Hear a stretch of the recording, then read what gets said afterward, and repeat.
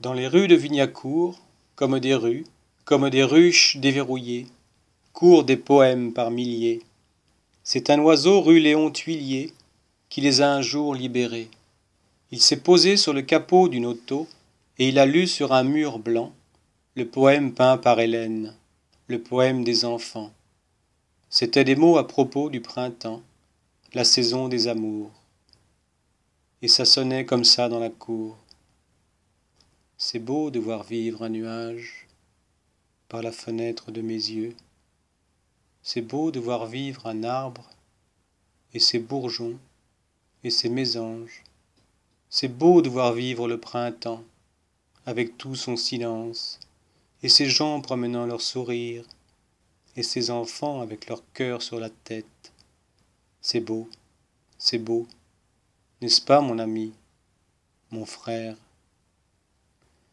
Et ce poème ainsi lu par l'oiseau s'est dispersé en 1000 morceaux, comme une volée de graines, comme une pluie de graines, comme une neige de graines dans les cerveaux. Et les gens dans les rues sont devenus plus heureux, plus légers, plus fous, plus amoureux, plus amicaux. Ils marchaient sur les rivières un petit nuage en boutonnière. Leur bonjour le matin était chaud comme du bon pain.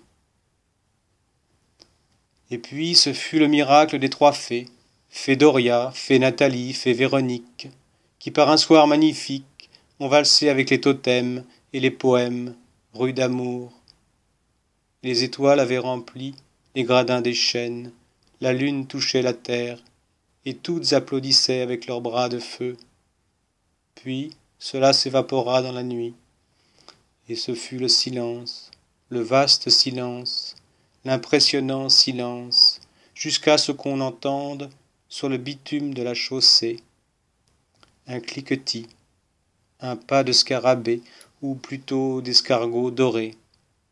Tic, toc, tac, tic, toc, tac, faisait le pas de monsieur Collignon, s'avançant lentement vers l'horizon.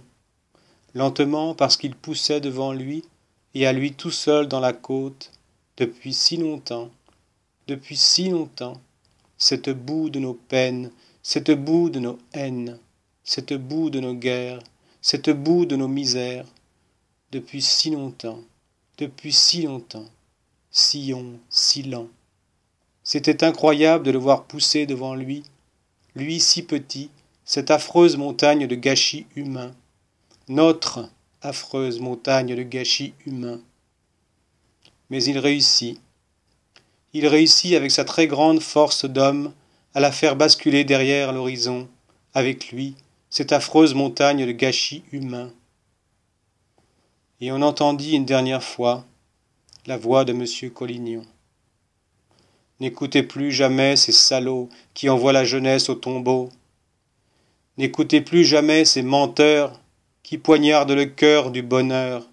Dites-leur bien à ces prometteurs têtes de mort, à ces décideurs de malheur, que la terre est faite pour vivre, que nous sommes d'abord des frères, que l'oiseau a libéré les poèmes de la vie, qui s'égrèneront maintenant par milliers dans les rues de Vignacourt, et partout tout autour, et que plus personne ne pourra jamais arrêter.